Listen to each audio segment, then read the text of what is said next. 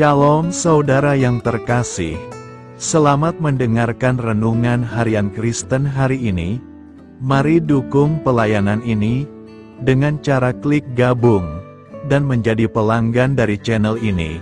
Semoga kebaikan dari saudara yang terkasih semua dapat menjadi berkat bagi banyak orang.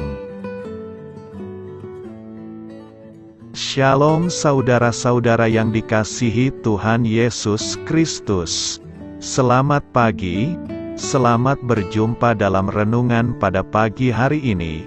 Selamat beraktivitas dan selamat melayani Tuhan. Kita bersyukur karena kemurahan Tuhan.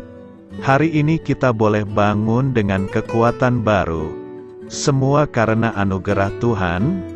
Saat ini sebelum kita mendengarkan renungan firman Tuhan, marilah sama-sama kita berdoa. Bapa kami yang di sorga, Bapa dalam nama Tuhan Yesus Kristus, Tuhan dan Allah kami yang baik, kami bersyukur untuk berkat kemurahan-Mu, di sepanjang malam Tuhan sudah lindungi kami. Dan pagi ini kami boleh ada sebagaimana kami adanya. Semua karena berkat kemurahan Tuhan. Saat ini kami mau mendengarkan sabda firman-Mu. Jamah hati kami Tuhan, berikan pengertian yang baru, untuk kami memahami firman-Mu dan taat melakukan kehendak-Mu. Dalam nama Tuhan Yesus, kami berdoa. Haleluya. Amin. Sahabat suara kasih, ayat pembacaan Alkitab kita hari ini terambil dari Roma 5 ayat yang ke-1 sampai 11. Roma 5 ayat 1 sampai 11.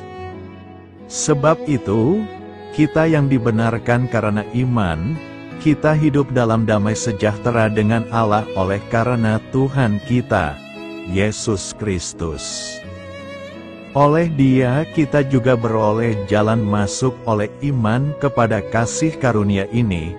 Di dalam kasih karunia ini kita berdiri, dan kita bermegah dalam pengharapan akan menerima kemuliaan Allah. Dan bukan hanya itu saja, kita malah bermegah juga dalam kesengsaraan kita, karena kita tahu bahwa kesengsaraan itu menimbulkan ketekunan. Dan ketekunan menimbulkan tahan uji, dan tahan uji menimbulkan pengharapan. Dan pengharapan tidak mengecewakan, karena kasih Allah telah dicurahkan di dalam hati kita, oleh Roh Kudus yang telah dikaruniakan kepada kita. Karena waktu kita masih lemah, Kristus telah mati untuk kita orang-orang durhaka pada waktu yang ditentukan oleh Allah. Sebab tidak mudah seorang mau mati untuk orang yang benar, tetapi mungkin untuk orang yang baik ada orang yang berani mati. Akan tetapi Allah menunjukkan kasih-Nya kepada kita, oleh karena Kristus telah mati untuk kita, ketika kita masih berdosa. Lebih-lebih, karena kita sekarang telah dibenarkan oleh darah-Nya, kita pasti akan diselamatkan dari murka Allah. Sebab jikalau kita, ketika masih seteru, diperdamaikan dengan Allah oleh kematian Anak-Nya, lebih-lebih kita, yang sekarang telah diperdamaikan, pasti akan diselamatkan oleh hidup-Nya. Dan bukan hanya itu saja, kita malah bermegah dalam Allah oleh Yesus Kristus, Tuhan kita, sebab oleh Dia kita telah menerima pendamaian itu. Sahabat suara kasih, ayat emas renungan kita hari ini adalah Roma 5 ayat 3-4, dan bukan hanya itu saja, kita malah bermegah juga dalam kesengsaraan kita, karena kita tahu bahwa kesengsaraan itu menimbulkan ketekunan.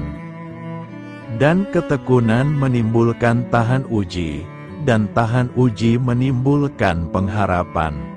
Judul renungan kita hari ini adalah Dikuatkan dari Ujian Hidup. Ditulis oleh Emi Boucherpai. Sahabat Suara Kasih, kenangan itu muncul lagi saat saya melihat-lihat sejumlah amplop dan menemukan sebuah stiker yang bertuliskan saya sudah menjalani tes mata. Saya membayangkan anak lelaki saya yang berusia 4 tahun dengan bangga mengenakan stiker itu, setelah dokter memberinya obat tetes mata yang perih. Karena otot mata yang lemah, ia harus mengenakan penutup pada matanya yang sehat selama berjam-jam setiap hari, supaya matanya yang lemah dipaksa untuk berkembang. Ia juga harus menjalani operasi. Satu persatu tantangan itu berhasil dilaluinya, bersama kami, orang tuanya, yang menghiburnya dan dengan iman yang bergantung penuh pada Allah. Kami melihat bagaimana tantangan-tantangan itu membuatnya semakin tahan banting. Orang-orang sering diubahkan oleh pencobaan dan penderitaan yang dialaminya, namun Rasul Paulus melangkah lebih jauh dengan meminta kita agar bermegah juga dalam kesengsaraan kita, karena melaluinya kita akan memperoleh ketekunan. Ketekunan akan menimbulkan tahan uji, dan tahan uji kemudian menghasilkan pengharapan. Paulus tentu sangat mengenal apa itu pencobaan. Ia bukan hanya pernah mengalami kapal karam, tetapi juga dipenjara karena imannya. Meski demikian, ia menulis kepada jemaat di Roma, bahwa pengharapan tidak mengecewakan, karena kasih Allah telah dicurahkan di dalam hati kita oleh Roh Kudus. Sang Rasul menyadari bahwa Roh Allah membuat pengharapan kita di dalam Tuhan Yesus tetap hidup, ketika kita percaya kepadanya. Sahabat Suara Kasih, bagaimana pencobaan dan tantangan menolong Anda untuk lebih mempercayai Allah? Bagaimana Anda dapat berserah kepada pemeliharaan Allah dalam apa yang Anda hadapi saat ini?